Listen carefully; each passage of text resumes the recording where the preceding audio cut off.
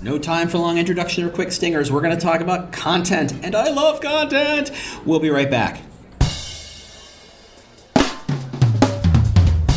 Hey everybody, James Ellis here. Thanks so much for joining us on the Talent Cast. It is season 2 here, which means, of course, that we've turned the book that I wrote and updated it, turned it into an audiobook, and now turning it into a podcast. And that is what you are listening to right now. And thank you. The whole season is brought to you by recruitmentmarketing.com, the community for recruitment marketing professionals. Go join recruitmentmarketing.com. It's free. Go see lots of great content from really, really smart people. But also, if this is the sort of thing you like, you can actually ask me anything. We're doing a couple of those. So go sign up, take a look. That's recruitmentmarketing.com. No time to dawdle. Let's get into it. So, why is content marketing and content so important to employer branding? Well, that's a great question. But I want to start by telling you a little story. I want to tell you about Dave. Dave's a great guy. He'd do anything for you. Just ask, and he'd do it with a smile. What do you think of Dave? I mean, despite a glowing endorsement, those are just a bunch of nice words that don't mean too much, right? What if instead I told you about the time that Dave was running late in the morning, knowing full well that he had an interview candidate coming in for a final round of interviews with leadership, but on the way to work he stopped to help a woman with 2 kids in the backseat change a flat in their car. And when Dave made it into the office 20 minutes late, there's a smear of grease across his shirt. His jacket was kind of roughed up, maybe even ruined. The candidate, who had been oscillating between a nervous and annoyed, suddenly changed, wanting to hear Dave's story. And Dave told that story, laughing the whole time. What do you think about Dave now? The power of a story has been written about many times before, so I'm not getting too far into that. But there's a core and undeniable truth. People believe stories. And more than that, stories have a depth and complexity that claims simply can't touch. In that story about Dave, was he someone who was just an auto enthusiast? Or someone who's really worried about the kids being stuck in the back of the car potentially for a long time? Was the grease smear an indication of how hard the task was? Or the fact that Dave wasn't really a good tire changer? You can read and project so many details into a story that gives it a kind of depth, right? That gives it validity. It makes it real. It connects you to the characters and builds bonds emotionally like nothing else really. So when you're looking to learn about a company, do you want claims or do you want to hear the stories? And that's why content in any form you choose is so crucial to building your brand. But don't forget that there's a hierarchy here. Remember, candidates need information in a very particular order. We talked about that last week. Trying to explain the work environment without going first through all the steps makes even the best recruiter look a little tone deaf. It kind of makes sure that they don't have great credibility. But we can build a roadmap on what kind of content to build. So if you have a photo of a holiday party and a photo of a product launch, the question might be, which do you use? And this is for a framework that lets you answer the questions that spell out who and what is the content for before you even start building it, which keeps you from going down blind alleyways or building content without intention or purpose that doesn't move the needle, that doesn't, justify the time you spend building it. So when we're thinking about a framework for content, it starts with the who. It starts with the audience. So if you don't know your audience, you don't really know what they talk about, what they care about, or where they're in line, or anything. You're effectively nowhere. So you need to define your audience before getting started. But that's a nice phrase, define your audience. What does it really mean? Well, here are all the things you need to know to nail things down. We start with career area. Now, when I first started sketching out a framework here, the biggest part was where to start, either for myself or for the audience. You could really start at 3 other places in this framework with a reasonable chance of success, but in the end, I started here simply because it's the safest part of the entire framework. Safest? Yeah. So my assumption isn't that I have to convince you that this works. My assumption is that you have to convince your boss that it works. And the best way to get that to happen is to start in a place that you already know, what your business does and who you need to hire on a structural level. I'm not talking about fit or anything like that yet. Just what are the roles? What are the career areas? And you already know who you need to hire. You need to hire, an IT support person, a nurse, customer service team member, a marketing manager, a mid-level account person, a factory floor manager, a director of whatever. We start here because this is what you already know you need. Everything will get added as we go along. So do you really need to worry about a career area? And this is something I thought a lot about as I developed the framework and used it for clients. I flipped on it, I admit. In a lot of ways, you can kind of ignore it. And as we'll see in later sections, there's a case to be made that understanding the career stage is more important than the career area.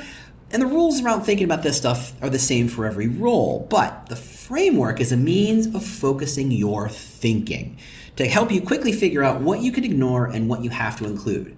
And if that's the case, career area is important. Not just because the motivations behind the roles are so different, but because people, more than anything else, want to feel understood. If you were looking to hire IT staff, would you send a nurse to recruit them? Of course not. Not because a nurse couldn't understand what IT does, they probably can, or even understand the motivations that help people without getting lost, without getting a lot of glory. And trust me, they get that. You don't send a nurse to talk to IT recruits because an IT prospect will want to know that you understand them. Sending someone who speaks their language is a really important way to make that happen. So starting with a career area means that we can draw a more clear picture of who the prospect is, which lets us figure out what the prospect wants, which leads to compelling content. The next step is demographics. And there was a time when Pinterest user base was 80% female, suggesting that brotastic messages would not be very well accepted there. Now, in the last 5 years, they've really shifted to be far more balanced, but it still makes the point that knowing your demographics of who you're trying to reach helps you define both what content you should be building and what channel to use. Now, beyond gender, what are the age groups you're trying to engage? Where do they live? Are they affluent or are they not affluent? Are they renters? Do they own? If they own, is it a condo or is it a ranch? If their commute is car-based or train-based, all these questions really help you make decisions down the road. Career stage. One of the elements of demographics is age, which if you squint just right, might be the same as career stage, but career stage is such a driving element in how candidates make decisions, it needs its own consideration. Ask 100 entry-level millennials, and bearing in time, at the moment I wrote this, millennials can be as old as 35. You'll understand that the most important thing that they look for in a job is the ability to learn. Ask the same question of 100 people between the ages of 60 and 63, and you're not going to hear that. You're going to hear that they're interested in coaching people, having scope, leaving a legacy, an impact, things that they think about towards the end of their career. The position of a career stage is universal, which is really interesting. It crosses industry and professional divides. And that means that an entry-level accountant probably has a lot more in common with another entry-level HR specialist than they do with an accountant with 20 years experience. Just because they're both accountants doesn't mean they have the same motivations and challenges. Both entry-level audiences are both going to care about a lot less about pensions or 401ks and mentoring. And when I say mentoring, I mean giving mentoring, not accepting mentoring. They're really going to be a lot more focused about growing their skill sets, learning how to navigate politics, understanding what a career path looks like, that sort of thing. Keep this element in mind when deciding what kind of message you'll be delivering. Motivation. And we've talked about that a whole lot, so we'll skip to the next section, which is funnel position.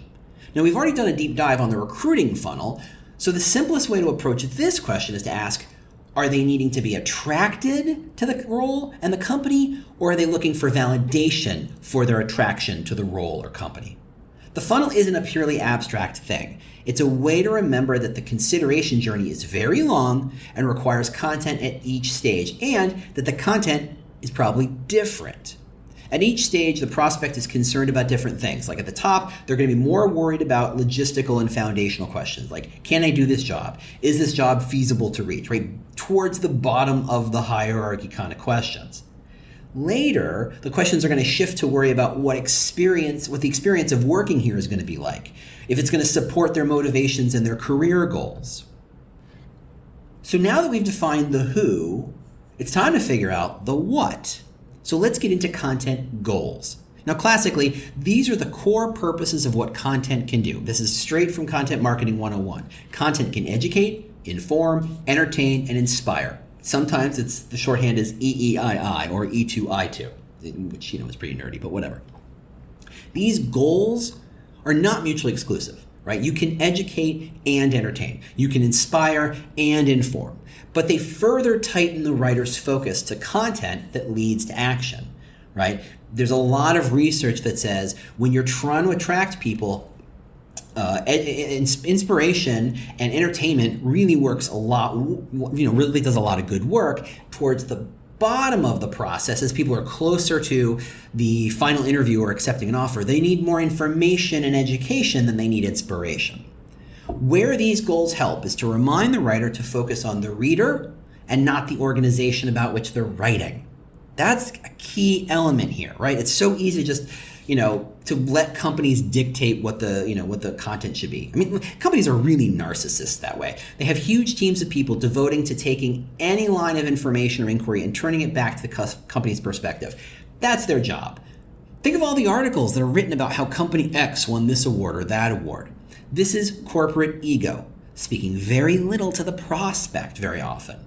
If the goal for highlighting these awards is to make the prospect feel like their work in the company will likely win awards, that can feel inspirational, and you need to frame it that way. That's a very different beast than your standard "we won the XYZ award" press release that generally sits on most career sites.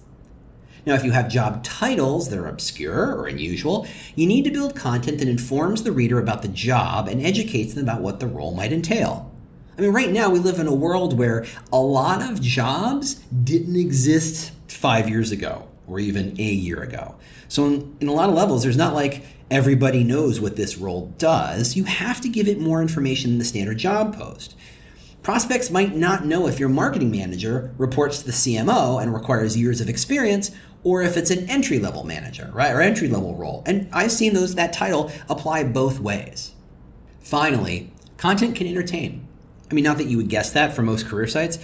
I've always found it interesting that brands spend a whole lot of money for art, sometimes stock art or custom art that looks like stock art, and which employees, and sometimes models, are smiling.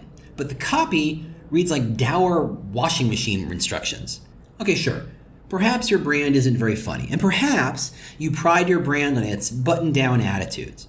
But those companies are few and far between. Do you have an office happy hour? Do you have a staff outing? Does it resemble something closer to fun versus an all-hands meeting that just happens to be outside? Have you heard the occasional chuckle down the hall while brainstorming sessions are happening? Okay, well then maybe your career site should reflect a little bit of humor, a little bit of humanity. It can be done without calling attention to the lawyers and the corporate fund police, right? It can be done. Then there's the content hierarchy, and we've talked about that, which leads us to the call to action. Now, remember, content marketing is all about inducing or encouraging action, right? So much of content marketing feels like build a bunch of stories, build a bunch of stuff, done. No, good content marketing drives people via stories, via information to action. Now, on most career sites, that takes the form of 3 major tasks, that call to action. What? 1, apply for a job. 2, contact a recruiter. Or 3, join a talent pool. Just on this aside, I'm not calling it a community. A community is when peers can interact and engage, and if your talent community is just you sending emails to them and getting nothing back, congratulations, it's not a community. Let's just call it a pool for lack of for any other phrasing.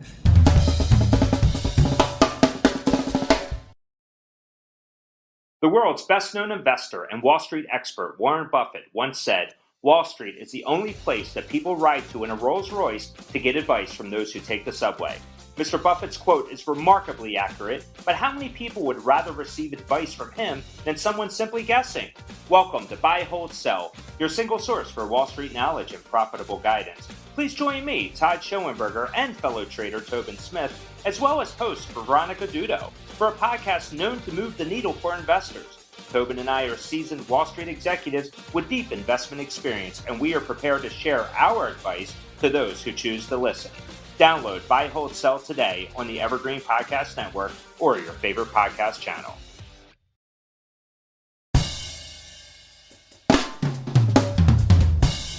There is a 4th action that's commonly implicit on the site, though. Read more. And we want to kind of clear that up. We want to make sure that as you give these people content, they should feel like they know that they have the opportunity to either dive in deeper and read more, or say, you know what, I have enough information, this isn't for me, and they walk away. Okay. Now, a mistake most recruiting content makes is that it assumes the content with a well-defined audience and a focused message will automatically create that action, and that isn't true. Every book on how to look for a job has at least one whole page, if not a whole chapter, on telling the candidate to remember to ask for the job. It's such a 1980s kind of thinking, but to be fair, you still should say that. You should still say you're interested in the job as a candidate. But the same holds true on our side of the table. Don't forget to ask people to take action, even if it is to read more. Find a way of saying, there's more here. Don't just say, and the page is done. ... No other information. Drive them to something. Connect a dot. That's why the call to action exists, to connect compelling content to a meaningful action. Now, you might assume that every piece of content should end with a big flashing button that leads to a job application process, but I call that a rookie mistake. Right? Now, while Alec Baldwin might get away with that kind of strategy of always be closing, your content doesn't and shouldn't feel like a ham-fisted demand to close the deal. Content is there to inform, educate, inspire, and entertain, right? So nowhere on that list is incessantly pester or annoy. Think of specialized middle manager role you're trying to fill. The job description requires 7 to 10 years of experience in that subject matter and another 2 to 5 years of experience in management. This suggests that you're looking for an experienced dual threat candidate. Not necessarily an easy find, okay? Let's then assume your amazing content begins to give a qualified prospect a compelling reason to apply. But obviously, the prospect wants more information, either from your site or for someplace else. And every time they look for information, you've got a big old flashing button demanding they apply. If your recruiter behaved that way, you should fire them. It's not about closing the deal. It's not about getting them to hitting the button. It's about moving them forward, giving them what the candidate needs to move forward. And that takes the shape of an invitation to more content. And honestly, it's like potato chips. One after the other until the prospect is completely sated. Only then will talent consider applying. If you think about it as badgering them, they're just gonna leave because let's be fair, the threshold for walking out of your website is a click. So don't just force that information on them. Don't just push them to that button. Understand that there's probably an opportunity for every candidate to learn a little bit more about your company, about your role, about your team, about your mission, about your culture, what have you. Offer it up. Don't worry, candidates know how to find the application button. Last section of this is defining the form. Because with the who and the what determined, this is the part where you start to see the context and figure out exactly how you tell the story you want to tell. And the first thought is brand considerations. It's customary to start by remembering what Bezos said about branding, right? Your brand is what people say about you when you aren't in the room. And I'll add my own, not quite as famous corollary. Your employer brand is what people say about you when they aren't on the clock. That said, there are things that you do every day, consciously, not consciously, whatever, that influence, establish, and define that employer brand. Are you a suit and tie kind of company? All right. Do people bring their dogs to work? Is it quiet? Is it cacophonous? Offices, bullpens, or is it remote work? Collaborative, competitive? All sorts of options here, right? Those attributes and feelings make up a lot of the employee experience. How you express them in your content reinforces them to a wider audience, one that may not have had any other information about your brand. If you're a top brokerage house, you'll likely thrive on intense interpersonal and inter-team competition. If your content attempts to reflect a more collaborative environment, that won't align. More accurately, it will actually gut and hollow the intended message. It's gotta connect, it's gotta feel, and it's easy to say it's gotta feel authentic. If you haven't defined what authentic means, which is kind of what this process is all about, then what do you mean? At this stage of the content creation process, you need to have a firm understanding of who you want to talk to and what message you want them to hear. The branding element, to connect to what the brand considerations are, forces you to marry these external thoughts into the cold reality of who you work for. And this includes things like your actual brand guidelines. And sometimes that means this is our tone of voice, or we use these words and not these words, or it doesn't have to be fonts and colors. It can simply be, how do we want to come across? And those brand considerations, especially in larger companies, are usually really well defined. Trying to defy them is an exercise in getting your butt kicked. Next section is subject. This may seem like a strange stop on the way to the end of the process, but content marketers will understand it immediately. It's the question of, now that you know who you're talking to and what message you want to deliver, what's the actual story you're going to tell that delivers that message? Most people do it the other way around, looking for a story and try to figure out how to jury-rig it into the brand. Like they're taking duct tape and say, this will kind of fit. They stick it up there, they tape it down and hope for the best. And to my mind, this is why so many employer brands feel like houses made out of duct tape, I guess. Don't do that. A million years ago when I was doing competitive forensics in college, I was an extemporaneous speaker, which is the ability to make up, or you're judged on, a 7-minute presentation based on a prompt, and you only have 30 minutes to prepare something to know what that prompt is. Right, I know, I'm cool.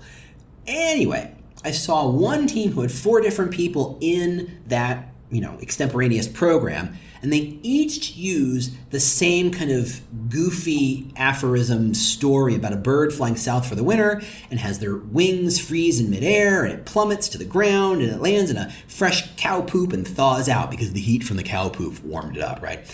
It's a goofy story. It means nothing. Each of the 4 people on that team, I'm pretty sure they had a bet that they would find a way to shoehorn this thing in. Each one found a way to use that story to support prompts ranging from, you never know what the future holds, to we thrive because of the kindness of strangers, to our success is determined not by what happens to us, but by how we react to it. That same stupid frozen bird story was told 4 different times, but it led to 4 different messages. The same is true for you. That story about your year-end holiday party can talk about the extravagance your performance enables. It can show how you work together and support one another. It can show that the culmination of working towards a shared mission and achieving a great success through innovation or maybe even opportunity. One story can tell lots of different stories. One story can have many, many messages. And this is when you pick the subject that best tells your story. Format. Should your content be video, a tweet, a podcast, a website, a job posting? Should you build an entire event around it? Maybe it makes more sense to make it an online streaming webcast. Once you have all of your other audience and message questions answered, the format selection should be pretty obvious. For example, if you know you're trying to reach a 28-year-old professional woman who commutes by train, podcast is going to kill it. A webinar may not. An event will not. Right? You got to understand who you're trying to reach, what they care about, what their life looks like, and that will help you understand what frame or format to use. So that's the framework. The question is, how do you use it? Now, I developed it when I had a team of 19 inbound content marketers and employer brand activists, right, working in the recruitment marketing space. The goal was to capture all of the spoken and unspoken questions a great content marketer uses and asks when considering what kind of content they want to build. And then I wanted to put them in a structure that anyone could use to make better choices about creating recruiting content. And I think I got there, but I've also discovered that not everybody gets it on the first go round. So I'm going to walk you through the process. So let's say you need to build some content, and you can build anything. So start at the top of this framework. Who are you trying to reach? Are you desperate to engage Latino people? Are they salespeople? Has it been a while since you said something interesting to marketers? Is recruiting concerned that their pipeline for entry-level data scientists is very, very low? Okay, that's your who. Just that simple audience definition is very much enough to extrapolate their demographics, probably their experience level, maybe even their place in the funnel, right? More experienced people aren't on job boards or your career site, so your goal isn't to explain the job to them, but to get them intrigued by how you're different, by the brand itself.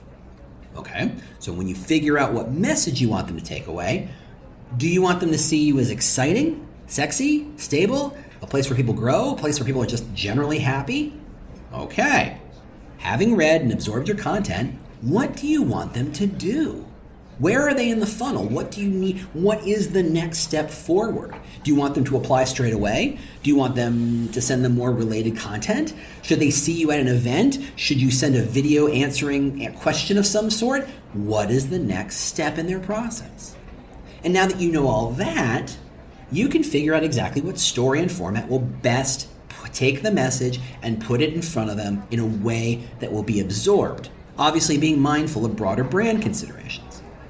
Do this a few times, and not only will the process become second nature, you'll find that all your content has an amazing cohesiveness and alignment to each other, even if they're aimed at different audiences and telling different stories. Someone will kind of work the process, exiting with a shared sense of all these stories exist within a common universe. Yes, employer brand is kind of like world building, right? It's not the Marvel universe, but it is your universe. You want to tell stories that make sense inside that universe, that shape and describe that universe from lots of different perspectives. Maybe there's an event or a content-ripe situation that presents itself. If you just show up and, write it up, you're working without intention. So if you have a story, walk it through the framework and you can see immediately who the content will appeal to and how to tweak and present the story so that it maximizes its impact. This is all about having intention. Doing something, throwing it up there, hoping for the best is not how you want to work. Storytelling has an intention and you need to embrace that.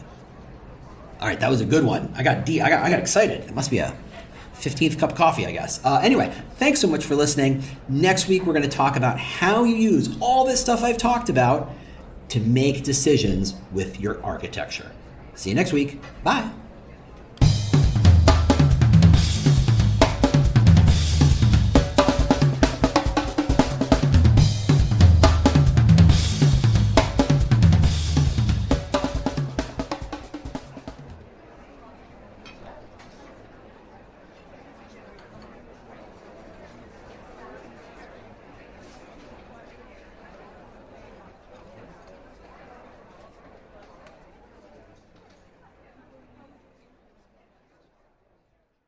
Do you love news about LinkedIn, Indeed, Google, and just about every other recruitment tech company out there? Hell yeah. I'm Chad. I'm Cheese. We're the Chad and Cheese Podcast. All the latest recruiting news and insights are on our show. Dripping in snark and attitude. Subscribe today wherever you listen to your podcasts. We out.